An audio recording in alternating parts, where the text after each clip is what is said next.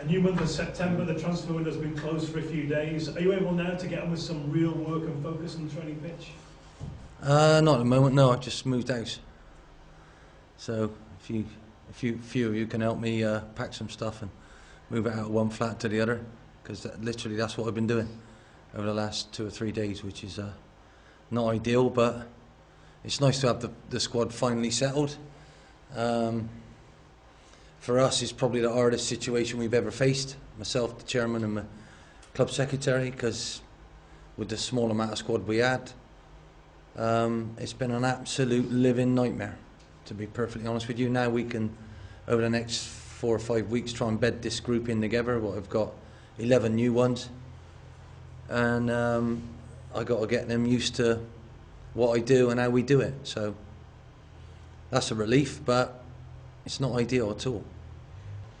He was certainly very focused when he went back to Leicester in pre-season, scoring a lot of goals and started well for them at Championship level. How convinced are you that he'll be a big success at Premier League level? Well, I'm not. I just believe in the boy. I believe he'll help me. He helped me last year, and if you look at his record, he scored 1 and 2 even in the Premiership. But most of that was coming on off the bench. I want to give him a run of games in that level, and I believe he'll score because his record tells me so. So, am I convinced? No. I'm sure I will be by the end of his time with us. Just one last word about the transfer window closing. You mentioned that you were trying to get David Nugent, but he never picked his telephone up. No, I didn't say that. I said no one could find him. Were you disappointed by that, bearing in mind you put so much effort into trying to capture it? Yeah, I was disappointed that he plays for someone else, and you know you shouldn't really talk about other people's players. But you know he's a player I admire. Obviously Portsmouth are in a bit of trouble, and you know we were talking to someone who was trying to get them out of the trouble, and unfortunately with 20 minutes to go, it was all agreed, and we couldn't find him to actually put pen to paper. So I'd suggest that if I was Steve Cottrell, his manager, I'd have told him to go wander about for a while, and you'll still be with me after this crazy window shuts.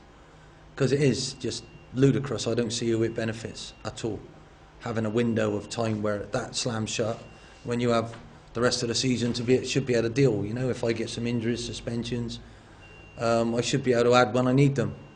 Even in my wife's shopping, when we try and plan for this new house we've moved into, we need some milk and some bread on a regular basis. We can't buy it all at the start and then wait till January because it'll all be gone off.